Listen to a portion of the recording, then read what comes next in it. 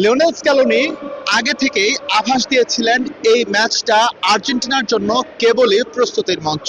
তিনি যখন জর্ডানের বিপক্ষে তার একাদশ নামালেন সেটা দেখেও কিন্তু তাই মনে হয়েছে।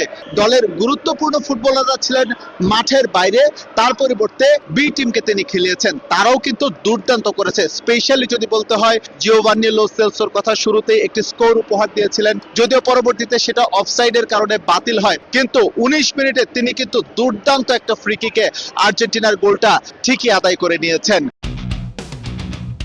জিওভান্নি লো সেলসো ছাড়াও দলের আরো যারা ফুটবলার ছিলেন তারা কিন্তু চেষ্টা করেছেন, অর্থাৎ মেসির ঘাটতি পুষিয়ে নেওয়ার জন্য তাদের কিন্তু চেষ্টার কোনো কমতি ছিল না। স্পেশালি লাউতারো মার্তিনেজের কথা বলা যেতে পারে। আজকের ম্যাচটায় তিনি কিন্তু আপ টু দা মার্ক ছিলেন। এছাড়াও ডিফেন্স লাইনটাও আর্জেন্টিনার ছিল দুর্দান্ত। সবকিছু মিলিয়ে মেসিবিহীন প্রথমার্ধটা ভক্তরা ঠিকই উপভোগ করেছেন।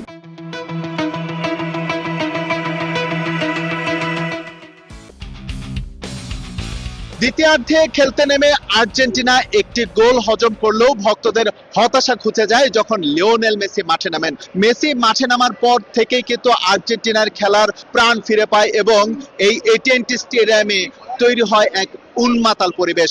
অবশেষে লিওনেল মেসি দুর্দান্ত এক ফ্রি কিকে আর্জেন্টিনার গোল স্কোরিং এর যে ব্যবধান সেটা 3-1 নিয়ে যান, যার ফলে আর্জেন্টিনা নির্ভর হয়ে যায় এবং আর্জেন্টিনা যেই প্রস্তুতিটা নিয়েছিল, অর্থাৎ যে লক্ষ্য সেট করে লিওনেল স্ক্যালোনি এই স্কোয়াডটাকে সাজিয়েছিলেন, লিওনেল মেসিকে দ্বিতীয়ার্ধে খেলাবেন এবং তিনি যদি একটি স্কোর আদায় করে নিতে পারেন তার প্রস্তুতিটাও ঠিকঠাক হয়ে যাবে, সেটাই কিন্তু হয়েছে।